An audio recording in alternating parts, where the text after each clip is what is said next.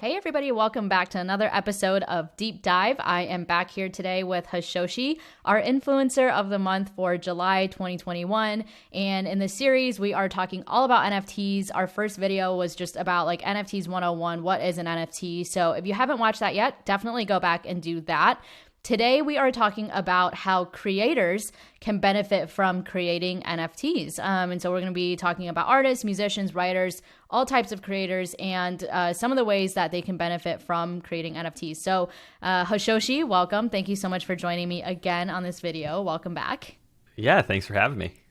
Awesome. So let's go ahead and dive on in. I think a good place to start would be, like what are some of the primary challenges that creators face in this Web 2 world pre-NFTs? And then we can dive into talking about how, NFTs and Web 3 can solve for some of those problems.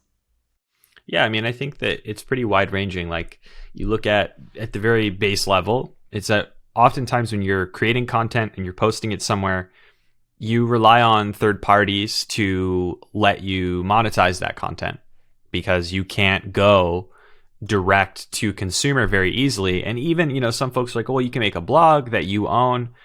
But then again, right, the hosting infrastructure and a lot of the other things come with the symptoms of centralization as well, right? Your blog get taken down for whatever reason if the hosting platform that you're using doesn't like what you're doing.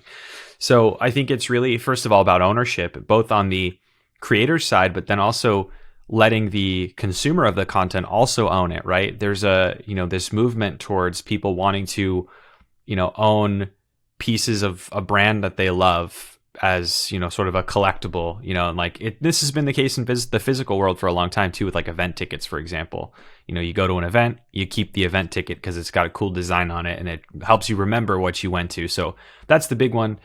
But then also for creators too, it's all about how you can interact better with people that consume your content, and NFTs give you a wide range of things, all the way from monetization to like sort of post content creation experiences and things like that. Gotcha. Yeah. So as we move into the Web3 world and more creators are coming out with their own NFTs, and I think like a common misconception here too is a lot of people still think about NFTs as just NFT art. And so they think like, oh, only artists can create NFTs. And that's just not the case. An NFT is a non-fungible token, as we talked about in the last video. It just represents any unique digital asset. And so you can imagine musicians, you can imagine writers even, or any types of content creators coming out with their own NFTs that represent certain things. And so can you talk a little bit more about that and how all these different sectors of creators can benefit from using NFTs? Yeah. I mean, that's a great point. Going back to sort of the brass tacks, an NFT really is just a unique digital token or a unique identifier that points to a piece of content. That could be a piece of digital art, like a JPEG file or an SVG. That could also be a piece of like a short form video. It could be a full movie. Like there's a lot of stuff that can happen, and you started to see movement in that space. Right? Like fairly recently, Kevin Smith, a filmmaker from the movie series Clerks. Jay and Silent Bob released a full film and launched it as an NFT, right? You can own now an actual movie and be essentially a production company as an individual, which is really cool. I think that the biggest thing is that NFTs enable average people that want to just create something and put it out there, to access sort of a wider marketplace to put this content out there. And that's a big part of it. The second thing is too, it's not limited to the most common forms of content people think about, right? Like you mentioned, the pieces of actual digital art that people always liken it to. You hear all the news about Beeple and like the $69 million sale of an auctioned piece of art. I think that the future is really going to be about those sort of micro creations that people make. The in-game items, the pieces of a video, the little collectibles that music artists and others might create that their fans will cater to.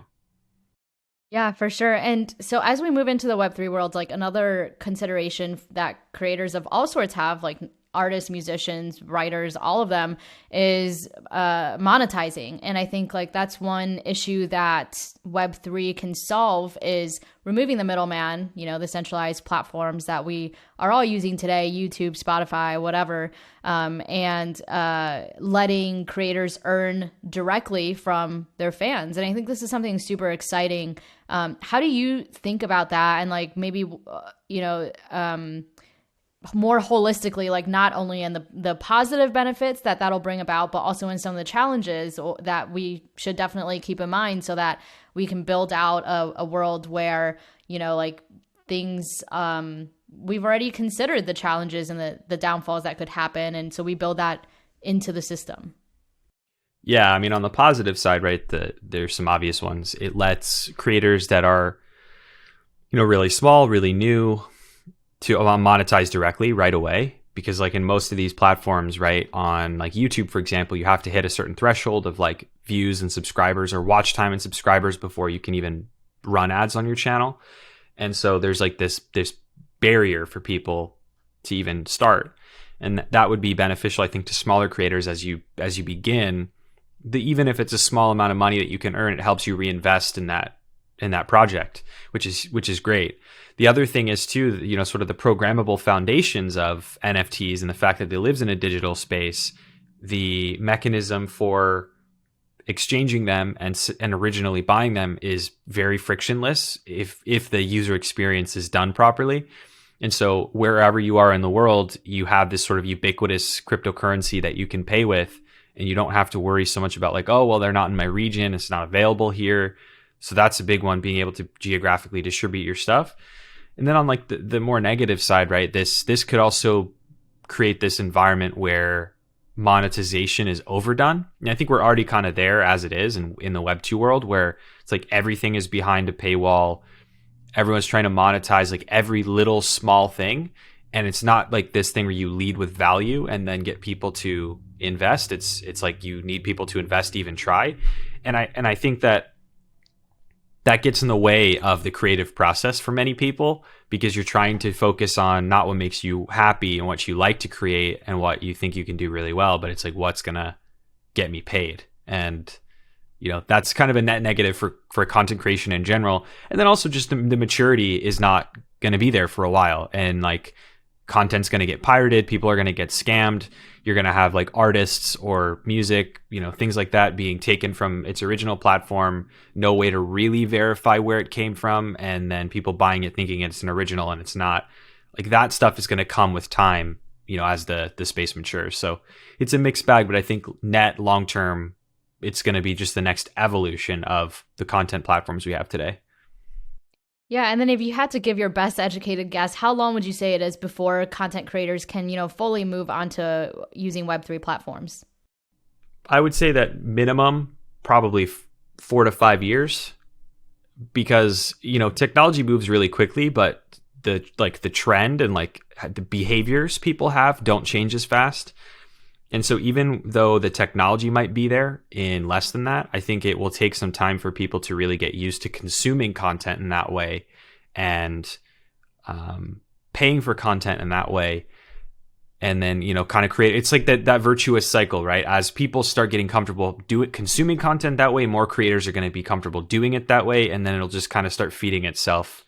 That's what I think, but it'll be like so normal that it won't even be an exciting thing to talk about in 10 years.